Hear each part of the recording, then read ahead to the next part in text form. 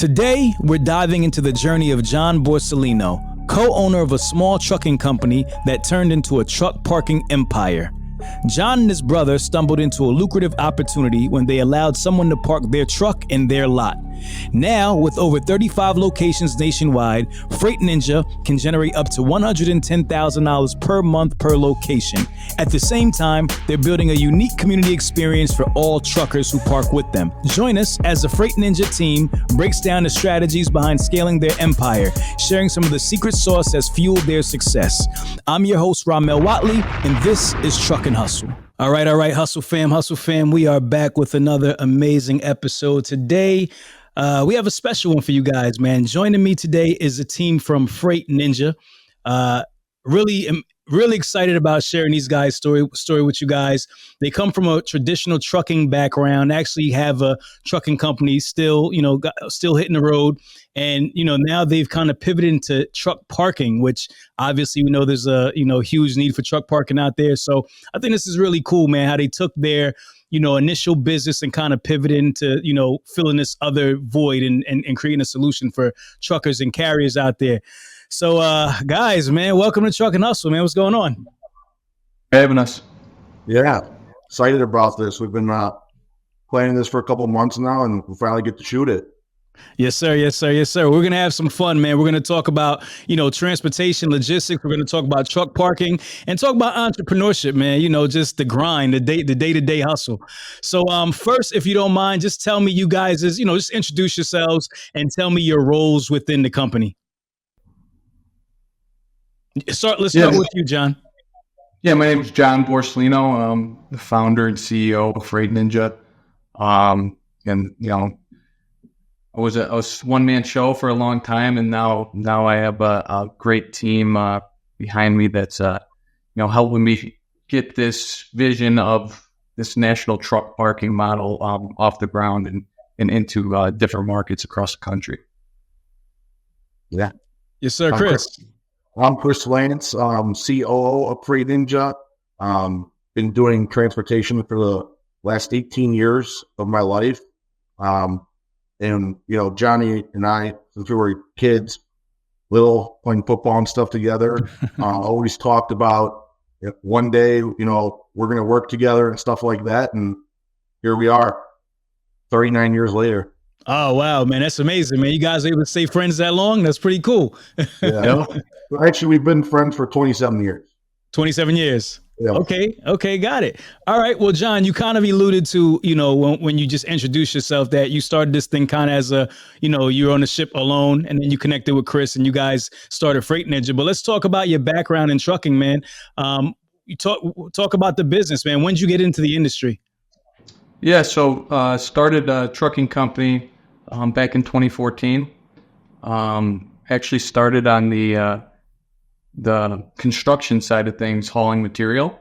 And it was very seasonal. Started to pivot towards like freight, intermodal, mostly shipping containers. Saved, I had 10 dump trucks, saved 5 of them, started doing intermodal, started doing drive-in freight. Grew that with my brother to, I think we have up to about 60, 70 trucks now between Chicago and Memphis. Shortly after that, 2017, started getting a lot of guys walking into our terminal here in Chicago asking, hey, can we, pay you monthly to park here? Had a lot of customers reaching out, can we pay to store our containers in your yard and, different odds and ends equipment. Had a light bulb moment, started targeting sites like our terminal for our trucks just to do the month-to-month parking model. Still was heavily running the trucking side of things, organically grew that to about 6-7 locations. And then 2019 decided I wanted to pursue that full time, talked with my brother, he picked up the slack on the trucking side, and now we have 35 locations across the country. So a lot of growth. It's been fun. It's been quite the journey so far. But we plan on being in every major trucking hub with Port City across America. You guys are hustling for real, man. All right. So you said you started in 2014 you said you started with dump trucks? Yes, I did. Got it. What made you get into the dump truck industry? I had an uncle that was in it, doing some excavation, kind of showed me the ropes, started to get, my hands dirty with the trucking, and I really liked it. I really like transportation. It's a very tight knit community. I like to think it's like the smallest but biggest community of people you'll ever meet. Right, you're always bumping into the same people and hearing the same names. So, for such a big industry, it's pretty cool how tight knit and how relationship driven it really is. Got it. So in 2014, what were you doing, Chris, when John was getting his dump truck company started? 2014, I was at Beacons. It's a moving company, so they have 14 locations nationwide. Making sure that your compliance is on point is an integral part of any trucking related business. Today, I stopped by my friends over at FLEETDRIVE 360 to talk about what they're building to make sure that you can run a successful trucking company. And it's everything from the minute you decide you want to hire somebody through maintaining all of your FMCSA compliance documents for ongoing fleet or owner-operator truck business. You've got a driver hiring and recruiting module where you'll create driver qualification files, import digital documents. You've got a drug and alcohol module where you can schedule pre-employment drug tests and manage an ongoing testing pool. We've got an accident registry so you can keep your mandated accident logs and even schedule follow-up drug testing for post-crash. We've got vehicle maintenance logs so you can not only maintain the compliance status of your vehicles, but also upload your work orders and compliance-related documents so you're audit ready when they come in. We've got a document repository, fancy words for digital cloud storage of any document that you want, not just necessarily the compliance documents, anything related to your business, post-crash videos, performance evaluations. And then finally, you've got the dashboard. And the dashboard's the most important part. You can close your eyes and glance at our dashboard, open them, glance at the dashboard, and immediately know whether or not you're compliant or not, both on a driver, company, and vehicle level. It's one-stop shop for all your compliance needs.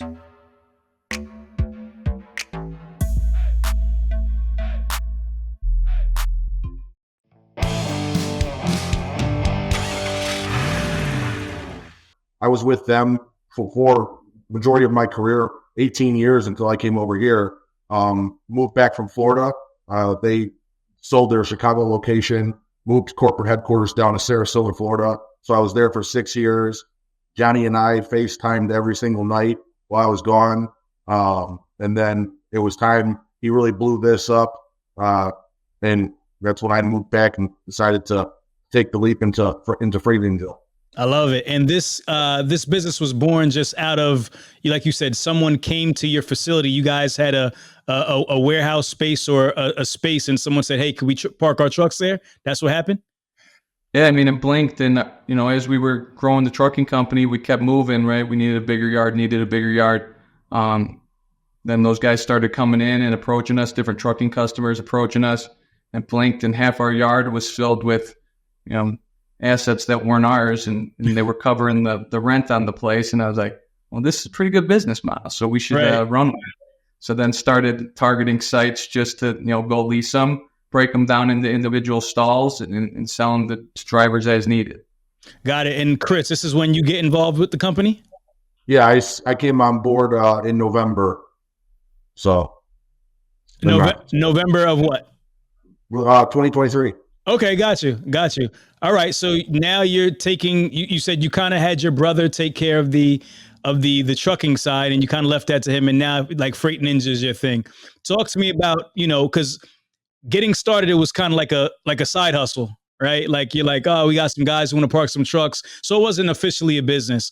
Talk to me about what transitioning into actually making this into a real business.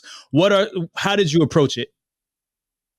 Yeah, I mean, like I said, I was hustling it kind of on the side for a while, and once we hit 6-7 locations, like, all right, there's some real dollars to be made here in this industry. It was still early on in the industry too. You're getting land for affordable pricing compared to what it is now. Now, no, So, real quick, not to interrupt you, but you said 6 or 7 locations. These locations aren't where your trucking company's at. You're starting to get locations for truck parking specifically, right? Right. So I was at those 6 or 7. I went and got and was kind of just running it through the trucking company at the time. Freight Ninja wasn't an actual entity yet. And then once, obviously, we transitioned those over once we started Freight Ninja. So those are all Freight Ninja locations now. But yeah, I mean, started doing research on the different markets, where there was a need for this. Got real heavy here in Chicagoland. We had 11 locations in Chicagoland before I kind of stepped out of, the state of Illinois. So then, moved to Northwest Indiana, Wisconsin, kept it relatively close. And then, from there, kind of started jumping over states and markets and just opening, where there was need. Got it. So when you say you started doing research, what does that research look like? Give me an idea of the type of things you started looking at and looking for in order to figure out where you wanted to make your next move. Yeah. So, the truck parking model, it's always been around. It's very popular now compared to, when I started. So still, it's very mom and pop run. Literally going on, into these markets, going on Google Maps, seeing where I could see a cluster of trucks or trailers parked. See if I could pull a phone number or something off a sign and kind of calling around and seeing what demand was like in those markets and, what people were paying.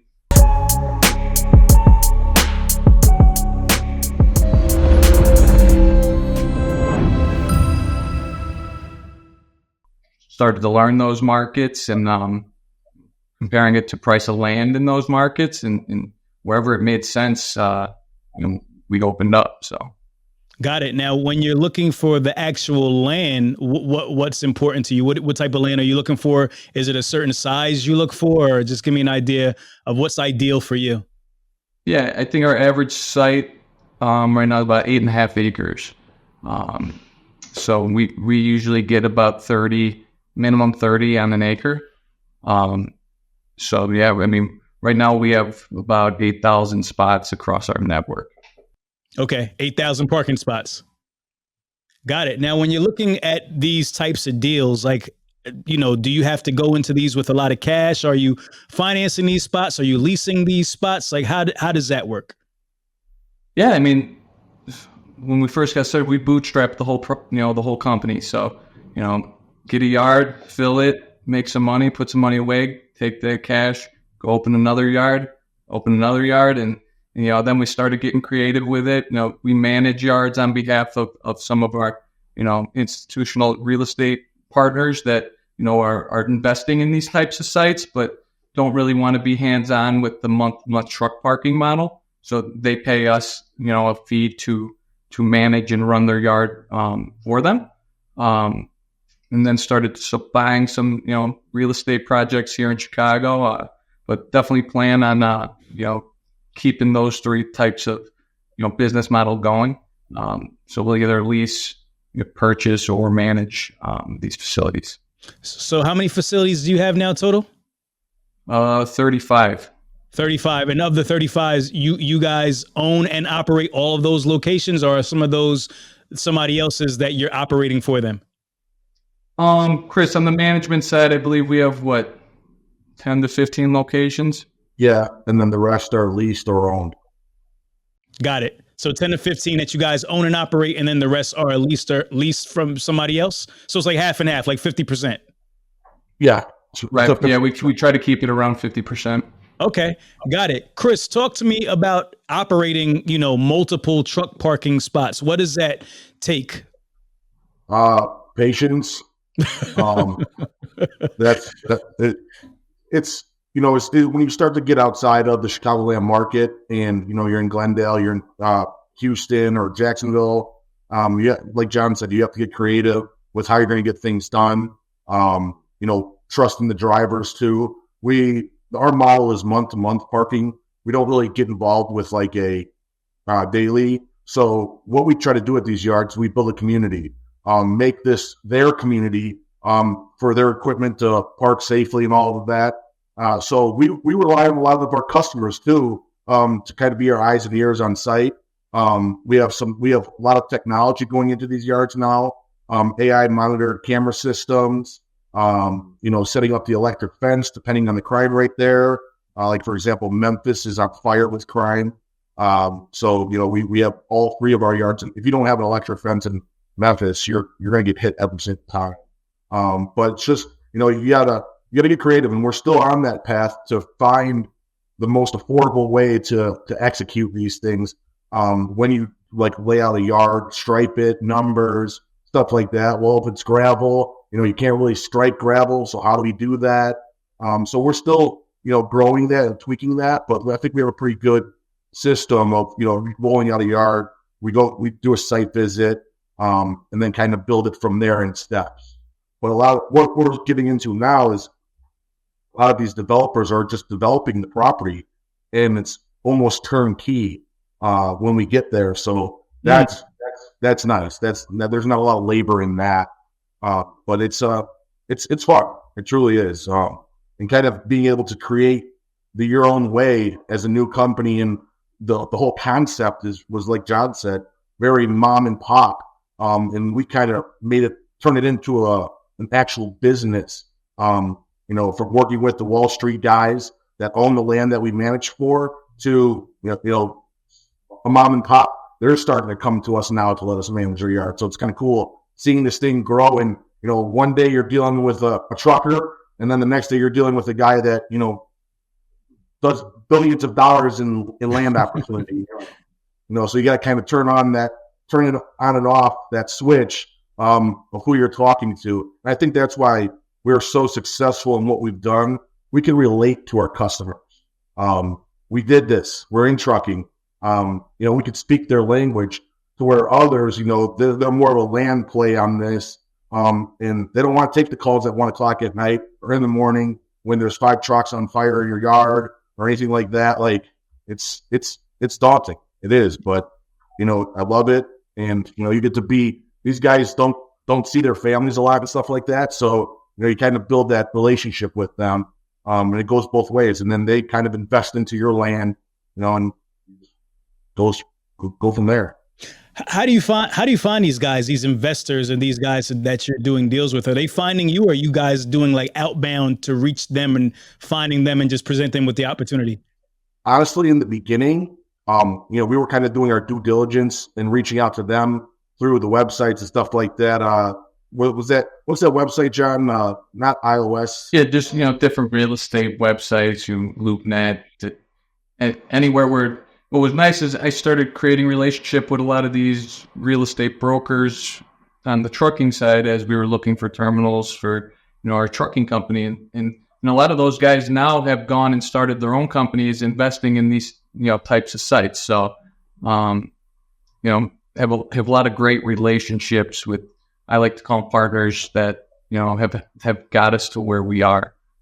We work with this iOS space kind of exploded, this industrial outdoor storage, they call it, on the investment side.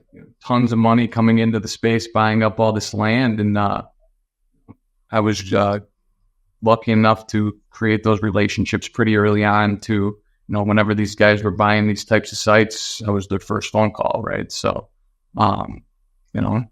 did one successfully, they're going to call you every time. So, and now thing is we're just fielding emails and calls now on that, where we don't even have to really look for it anymore. You guys have developed a reputation, and they see you guys as somebody who they can invest in, and you can invest in them. And it's like, hey, this is a place for us to put our money in with our investment and for it to grow.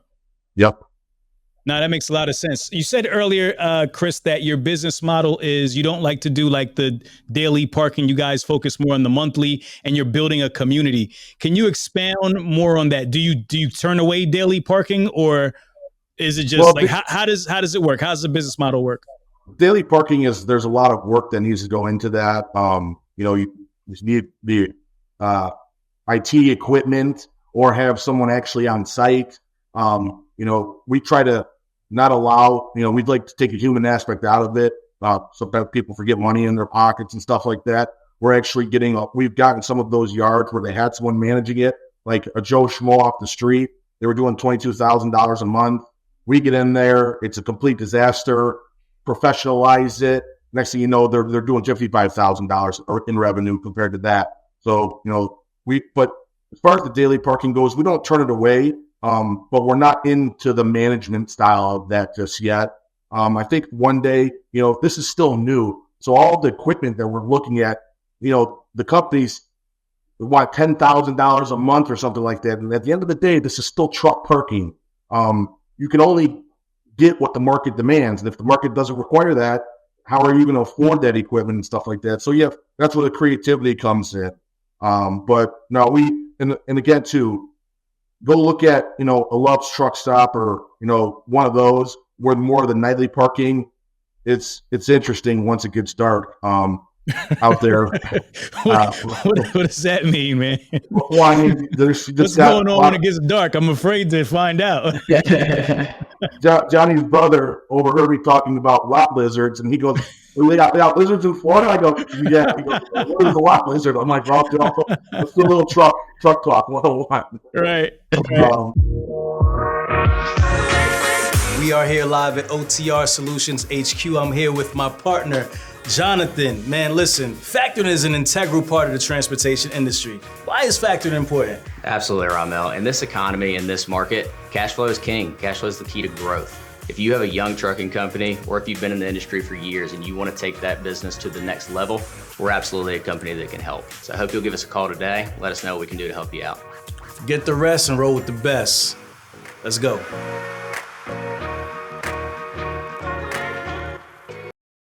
But no, it's a daunting task that you really need to be hands-on, and we don't want to be a jack of all trades, master of none. So we want to really concrete this monthly parking thing before we start going into other options and making sure that our tenants now are taken care of and feel the love at the yard before we start, taking on a daily or a nightly type thing.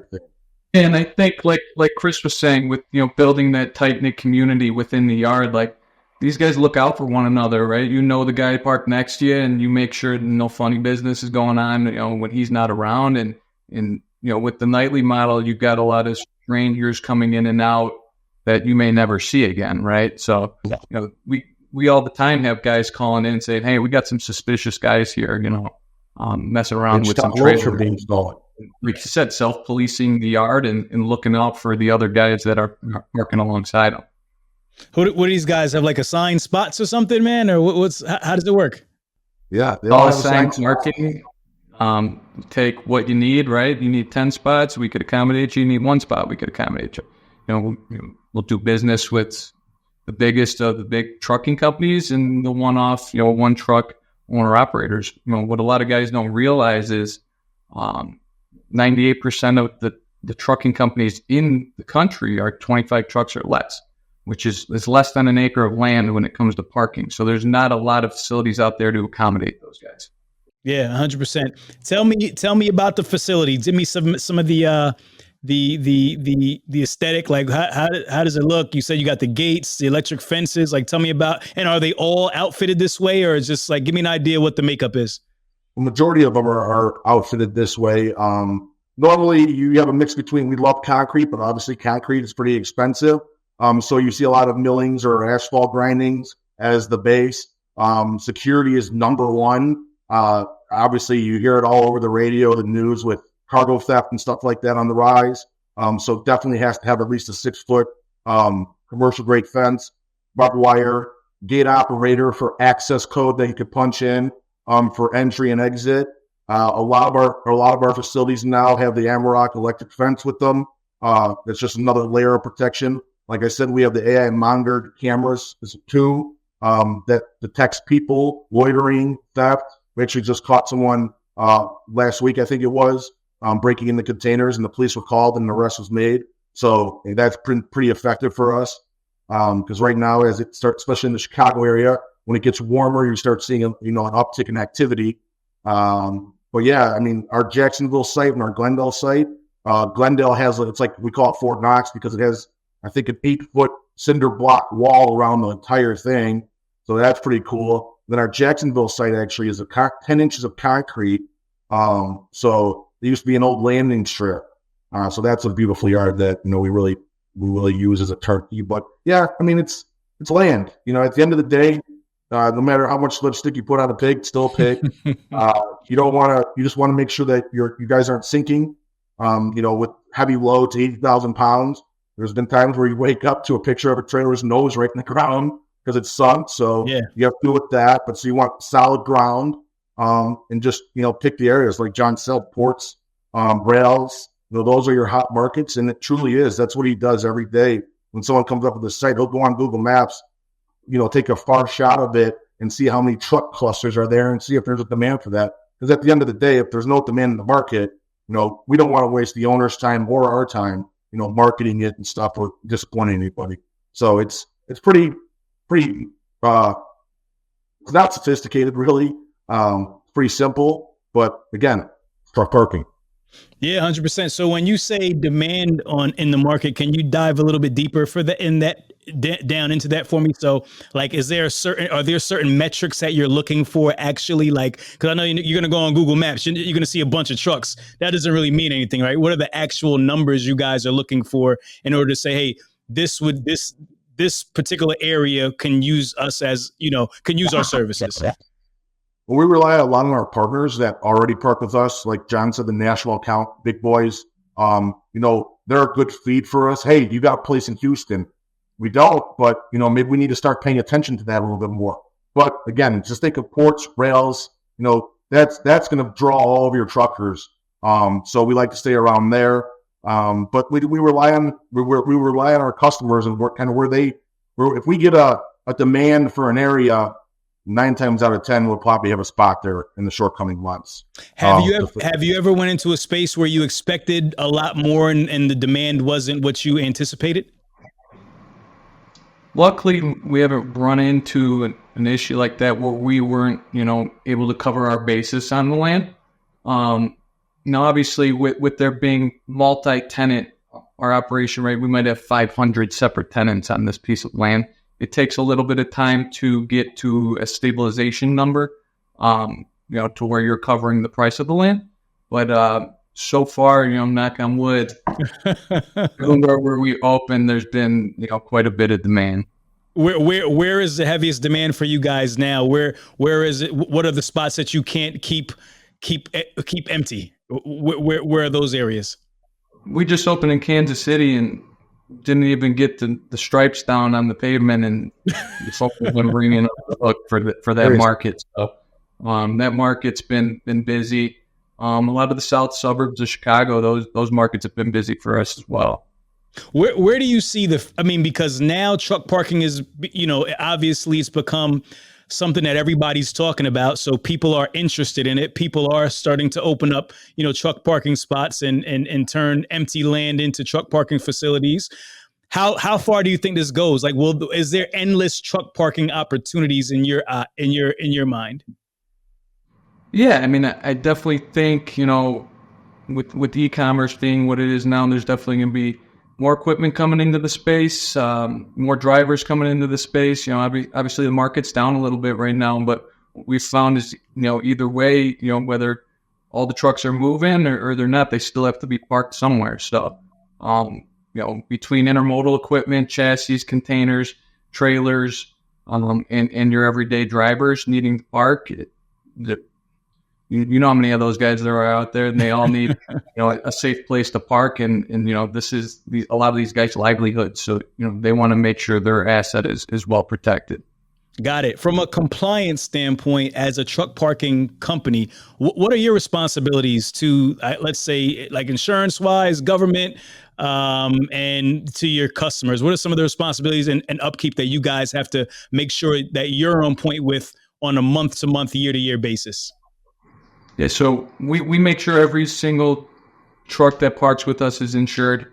We collect the certificate of insurance on every spot. So, you know, the guys parked around you are insured, and if something were to happen, and you know what happens, people back into each other, and you know, you have accidents in the yard. So, you know, we make sure, you know, everyone's good. You know, people that need to be paid out get paid out, and like Chris said, we make sure that, you know, we do our best to make it as secure as possible. We can't guarantee that, you know, it's always going to happen, right? There's always going to be theft. There's when you're dealing with, cargo and hauling cargo, obviously you're going to be targeted for theft. But, we do what we can in our financial scope of business.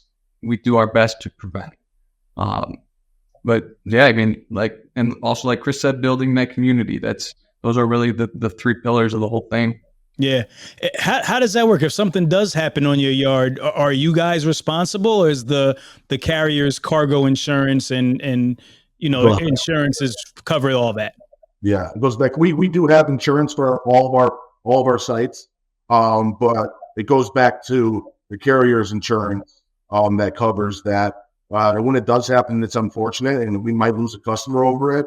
But we try to react pretty quickly, and we forward thinking to prevent those types of things from happening. And a lot of the time too, what we're seeing trending is it's an inside job 9 times out of 10. Yeah.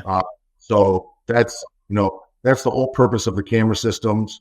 Those are your eyes and your ears out, on the street and the yards, because we can't go out again, cost. I can't go out and have 35 different people, one for each yard, to sit there 24 hours a day. So that's where we've invested in technology, resources, and stuff like that to really, give us a heads up, on all of our property.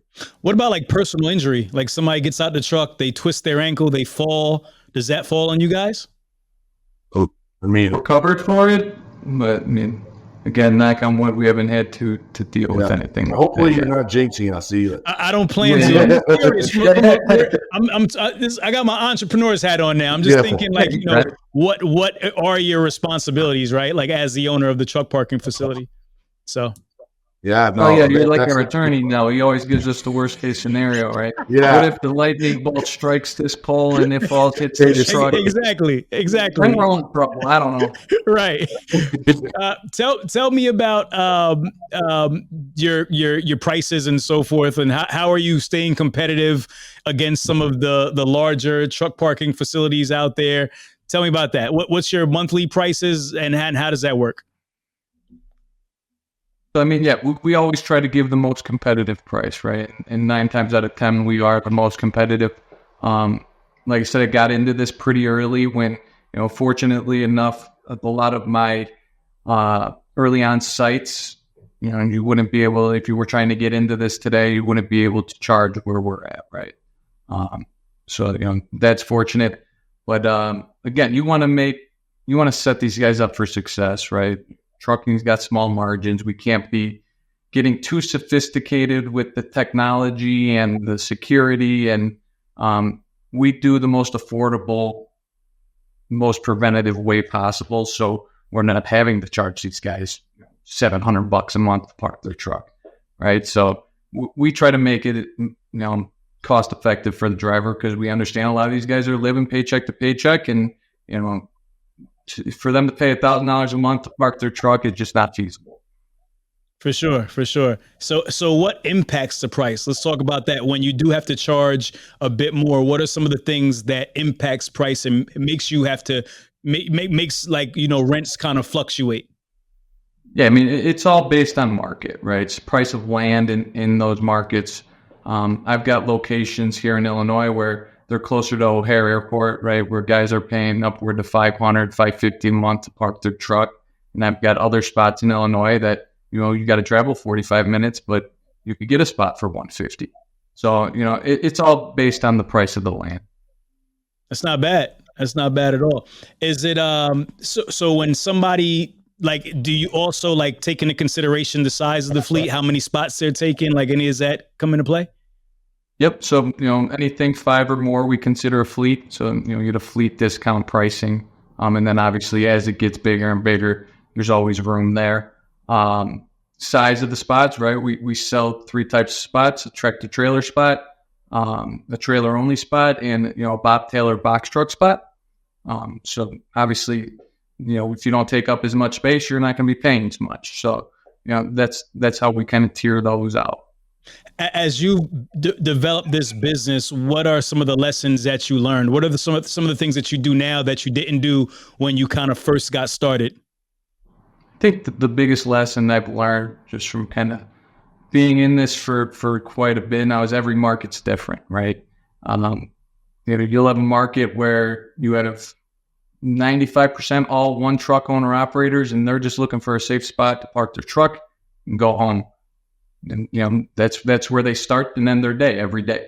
And then there's other markets where it's more fleet dominated, and then there's markets where it's an even mix down the middle.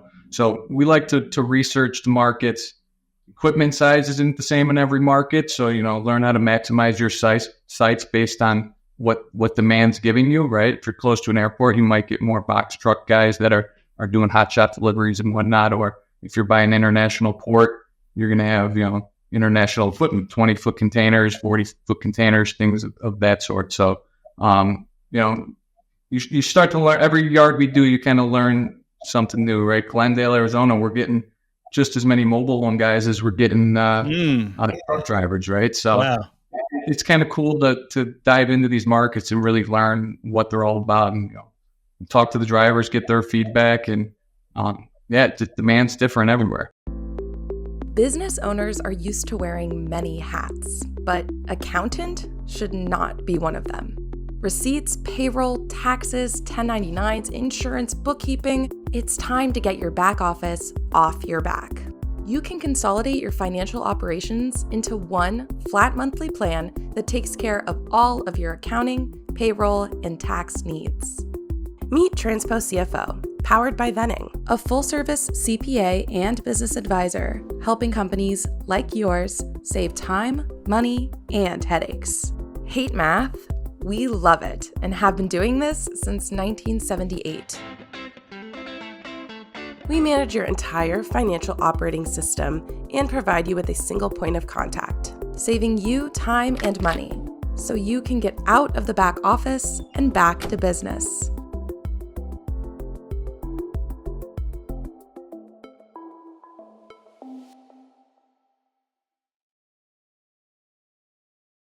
And now to mention too, I mean, at the end of the day, it's also not just truck parking. We just had 26 spots that we sold in Jacksonville for a guy that wants to store wood chips there on pallets. We have Medline in Hammond, which is like a mobile dock, crazy interesting, but they operate like a cross dock facility in the yard. So, that's the good thing about us in this is, we get creative and we rarely ever say no, as long as it's not like an environmental hazard, or, anything weird out there. Like we wouldn't do like, what was a weird one that we've gotten so far, John? What, for guys that want to park with us? Yeah, we like to keep it on wheels. That's for sure. As long as it's got wheels and it can move, we'll park it. Say less. From an operational standpoint, Chris, what's the most difficult part about your role and what you do on a day-to-day? Keeping up with Johnny.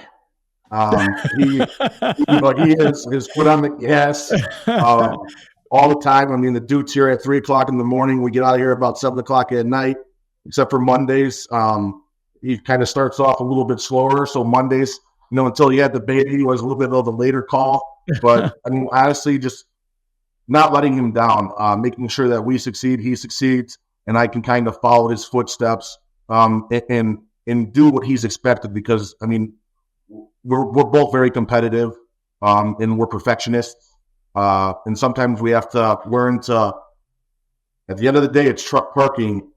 We're not building a $10 million home. So we have to learn to be a little bit more flexible, with our expectations sometimes, even though it kind of goes against our moral, as regards to, do we want to put the 20,000 piece of equipment, that scans these guys' trucks and all of that? Yeah, we would love to, but at $200 a spot, can't afford that, something like that. But it's keeping up, and making sure that, we roll it out right. We keep our partners happy with rollout times. That's probably the most difficult is the yard setup, getting that yard that was nothing and then turning it into, bringing it to life. That's probably the most difficult part. But once it's done and you get to see what you've built, that's where the thrill is at. And you get those calls, hey, like John said in KC, that site just blew up. We haven't even striped it yet. We're the partner people. Hey, we're not going to tell them no. We'll lose the sale. So park against the fence for now. We'll figure it out. I love that. What he wanted to say was, I'm the hardest part of his day. Moral of the story, Gates right? haven't opened yet. Chris, I got a guy with 50 coming in. To that, Chris, tell me about that. Like, how does it? Tell me about erecting a yard, actually bringing it to life, like empty space, starting bare bones. What does that look like? That's the hardest part. What does that look like for you guys? Site visits, flights. You know, we get the room together. Sometimes we use it as bonding time. When we were in Memphis, I think he wanted to kill me. We actually share a room there because we have 3 yards there. And of course, the only day Yours like a Mack truck. Yeah. The only day we went, it snowed in Memphis, doesn't have plows, so there was nothing to see. We almost got our flight canceled on the way out. But erecting a site, I mean, it goes to the area. What's the call for it? Is it grindings? Now you got to get a little bit more creative. So definitely fencing, gate operator, base, which is, you know, the asphalt, the concrete or the grindings, and a numbering system. Because like you had mentioned earlier, Ramel, everyone is assigned. It's like an apartment. You have your own stall that you park in every single day. It's not a free for all. So getting creative with the numbering is still a work in progress that we're still playing with. Why is the numbering difficult? Help me understand. Because if I got an open piece of land and it's grindings, you know, how am I going to do it? You got to figure it out. You know, you could do signs, but of course, what do these guys do? They're going to hit the sign, and then you have no sign. So you just have to keep thinking about what we're doing. So we've had good luck with like concrete barriers. They still hit those, but we can move them back, and it still keeps symmetry in the parking lot. But aren't you kind of like replicating the same thing over and over? Or is that not the case? But every site's different. It's got a different dimension. It's like it's tighter in certain areas. Some are shaped like a pie. Some are perfect rectangles. So, and in Chicago, you can get concrete barriers for $65, but go to Jacksonville, they're $400 a piece. So there's a huge I don't want to cut a check for $60,000 just for truck drivers to back into it. So you got to think outside the box a little bit. Got it. Who does it start with? Do you have to who do you guys have to partner with and bring in order to help you kind of get started? Because I know it's just not you guys. You have to bring in some other professionals to kind of help you with either like renderings or anything like that. Like, what does that look like? Wish I could tell you we had a sophisticated rendering system, but you guys are drawing on the back of a napkin. There you go. And when you drive trucks, it's everything's different. Some spots might be blindside parking. Some side, the other side might not be. You could put more trucks on that side because guys are more comfortable backing up. So our aisle could be a little tighter. So really, unless you get on site and kind of see it and have your little measuring wheel there. There's sites where you're able to put it, 60-foot aisles. We try to keep them 75, but some guys, if there's a lot of demand in that market, they'll figure it out how to back in just so they could be in that market. What's the biggest mistake you can make when standing up a site? Taking too long. Taking too long? But unfortunately, too, sad, the world that we live in today, no one really wants to work. It's not on you. Like you have to rely on other people to do their job. But it falls at the end of the day, it's going to fall back on you, Freight Ninja.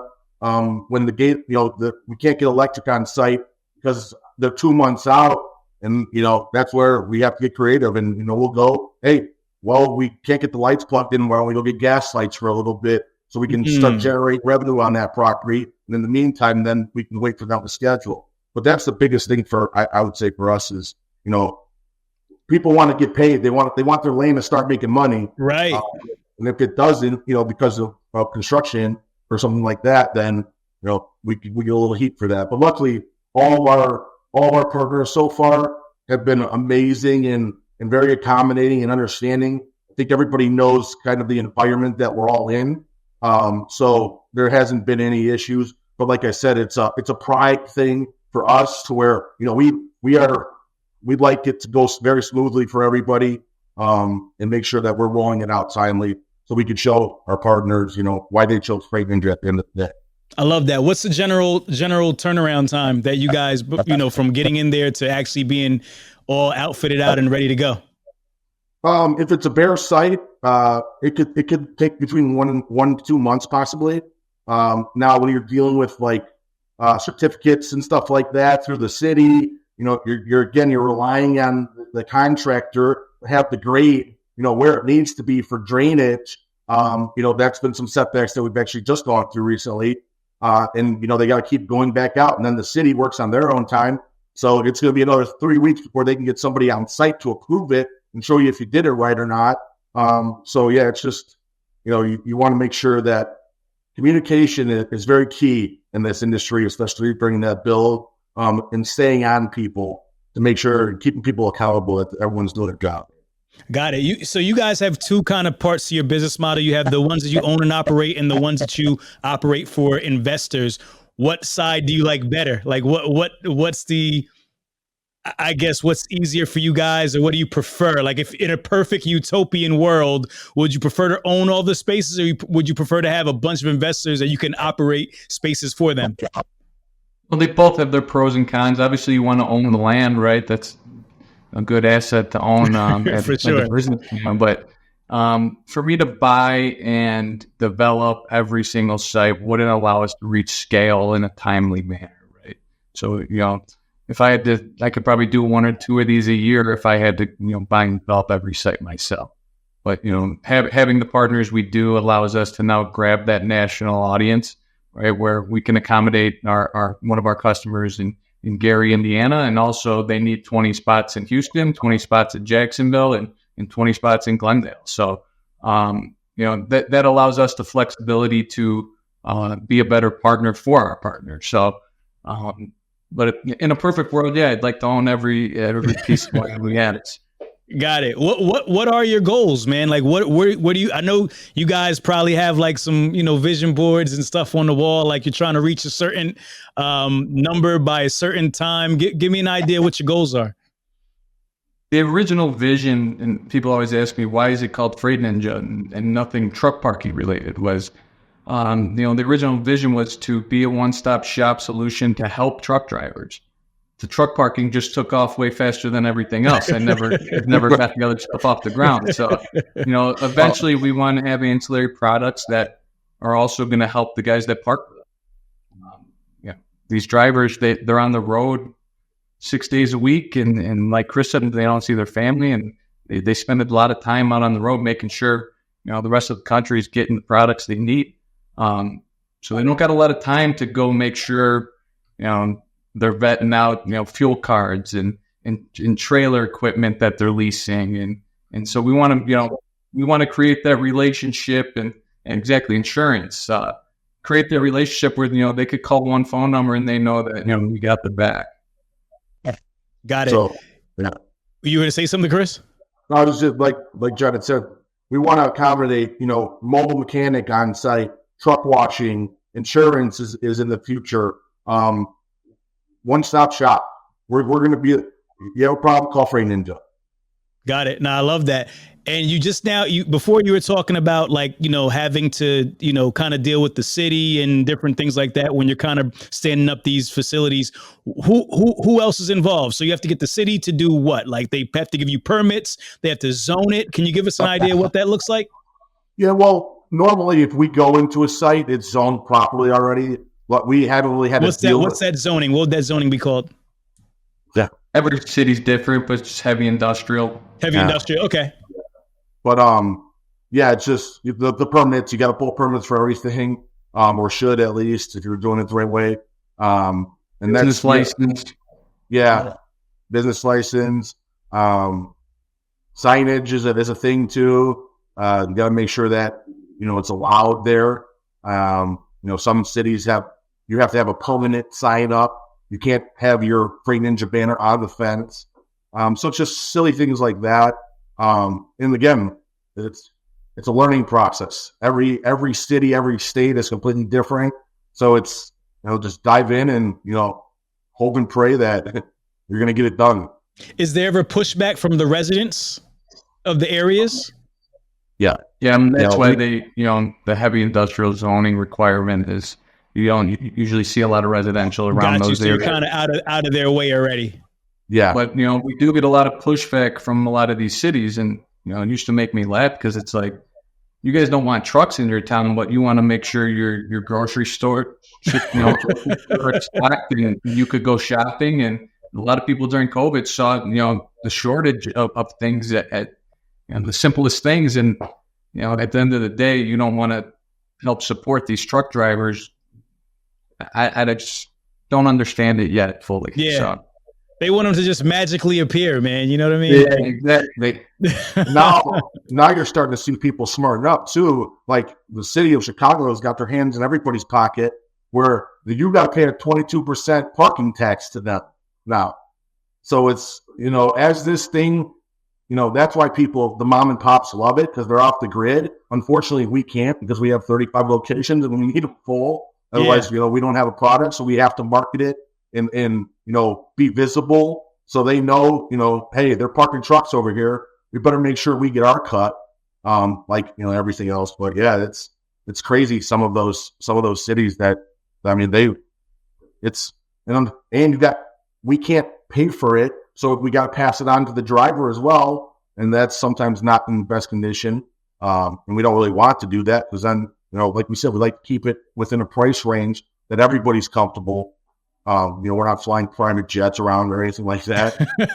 So we just that's probably the thing that I see coming in the future, is more and more cities are going to catch on to this, and they're gonna tax it, because there is an infrastructure issue. Obviously with the truck traffic and stuff like that, and the dust on those milling yards, there's some infrastructure issues where you're going to have to rebuild roads and stuff like that. So as long as it's being good, put to good use, I get it. But I think you're going to start seeing that pick up here as this becomes more popular. Got it. At full occupancy, what type of revenue can these sites bring in? I think our best site right now is doing about $111,000 a month, and it accommodates about 600 trucks right now. Got it. Okay, cool. So you kind of talked about what the future of Freight Ninja looks like. You want to become that one-stop shop. How many locations are you guys looking to have on the truck parking side? Is there ever enough, or do you keep on going? Keep going. As long as there's need there, we'll always be opening a new location. We hope to have a couple hundred locations, anywhere from 2 acres to 20 acres. So as long as there's need, we're going to be there to help out. Got it. And do you have locations? I know there's some other like truck parking apps and stuff like that out there in the marketplace. Are you guys on those apps? Are you guys exclusive from those type of things?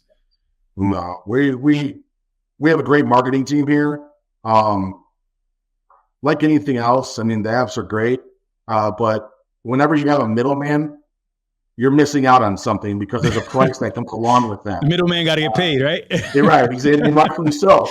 But we've been fortunate enough, with things like this, and our marketing team getting our name out there and getting us on Google and all of that. And simplest, people try to overdo it with truck drivers, when it is the simplest things that just get their attention. So we've been fortunate enough, with our connections and in the way we run business and do business, we have a pretty good name out there. Word of mouth is huge. So we really don't need an app or something, like that. Yeah. So we have a really. I always tell our sales guys here, step one, answer the phone. That's it. Oh. As long as you answer the phone, and that's half the battle, right? Because if you don't answer, they're going to go to the guy who does. So, and what are some of the things that your customers say about you? If you could brag about yourself for a couple minutes, man, what's some of the feedback you get about the service that you guys provide and the parking that you guys provide? We're real dudes. We go above and beyond. He said we're real dudes. we're real. We're going to shoot it straight, and we're going to do what we can for you, right? And sometimes that makes Chris's day a little more difficult. But if you tell me you need 100 spots tomorrow, I'm going to try to get you 100 spots tomorrow, even if I don't got them right now. So, and 9 times out of 10, we make it happen. So, we're doers. Yeah. No, we talk the talk. We're not in this, like I said, for a money play or a land play even. We care. And that's where I think, we have the upper hand, and why our customers feel it is because they know that we're very passionate about this, and we're not just doing it to collect a paycheck. We love this.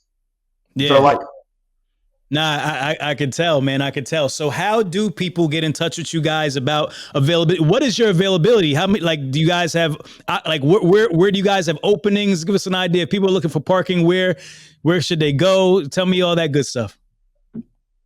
www.freightninja.com. What's our phone number? 844-303-1505. On the screen for you. Yeah. But yeah, no, it's that you can get a lot, or just call into the line. We actually have a sales team that works on site here. That again, like John said, answer the phone. And then there's a lot of times where we'll get texts even late at night. Some of our marketing resources has Messenger, so these guys when they get off of work, as we're off work, but they have their downtime. So Johnny will shoot me a screenshot at 11 o'clock at night. Just sold 3 spots in Jacksonville. So it's just it's being in love with it and doing good business. And I think you're starting to see that in the world in general today. Is people want to work with people that care and that want to do good business, because it's harder and harder to come by now. Yeah, no, I love that. I love that for sure. Well, go ahead, John. What was the phone number? I don't know. Yeah, what's that phone number, John? Give us that phone number, Chris. 844-303-1505. Yeah. Sounds right. Chris is used to getting email. He doesn't really do the phone thing. Right. I don't have my cell phone. That's why. Right. They go directly to his cell phone. Yep. Trust me, I know the deal, man. People don't call like business phones anymore. They call the guy directly, right? Yeah. You know, people. I'm calling you for a reason. I get it. I love it, man.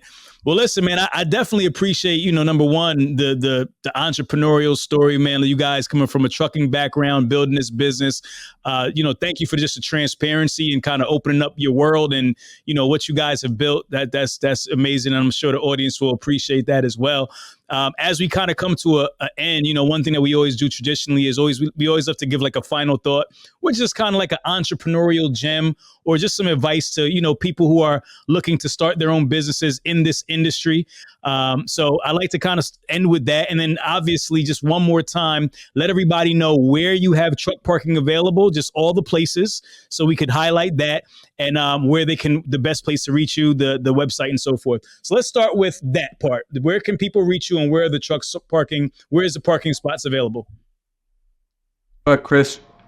We have locations in Glendale, Houston, Memphis, Jacksonville, Gastonia, North Carolina, all over Chicagoland, Mount Pleasant, Wisconsin, Gary, Indiana, Hammond, Indiana, Columbus, Ohio, Kansas City, Missouri, East St. Louis, Illinois, Indianapolis. And the best way to reach us is you can call the cell phone at 630-935-6183, or you can go to www.freightninja.com. We have a cool little map up there that shows all of our locations. We actually do drone footage of the yards all set up, so it's pretty cool. It gives you a little, an intimate overlook of that. So park with us. I love that. And John, end us off with a little bit of a entrepreneurial gem for anybody who's looking to get started in business, or they're in business already, man, and they need a little bit of encouragement to get to the next day. My word of advice, I would say, don't be scared. Kind of just jump right in head first. Put in the work. As long as you're putting in the work, you'll figure it out, right? So whether it's selling truck parking or anything else, whatever you do, strive to be the best at it, and you'll figure out a way to get it done. And if you want to give them something, Chris? If entrepreneurship was easy, everyone would be doing it. Don't give up. Yeah. I love that. Couldn't say it any better myself, man. Well, listen, guys, is there anything that I missed that you want to put out there? I just want to make sure we get everything out there. We covered pretty much all the bases. Yeah, it was great. I think so. All right, amazing. Also, John, congratulations on the new one, man. You know, that's a beautiful thing. The next the lineage of truck parking, you know, will continue through him. Yes. And you guys keep on killing it out there, man. I look forward to seeing what you guys build and continue to add new locations and keep doing good work, man. And you know, adding to the trucking community, man. Appreciate it, Awesome. Ramon. Appreciate Thank you. your time. For sure. Thank you so much, Hustle fam. You know what we do around this time. If you smell something burn this only your desire. Myself, the guys at Freight Ninja, we are out. All right, guys. Thank you for watching another episode of Truck and Hustle. Please like, share, comment, and subscribe down below. See you next time. If you twisted, confused, or stuck about trucks, don't be dumb. This is the place to come. Truck and Hustle. Let's go.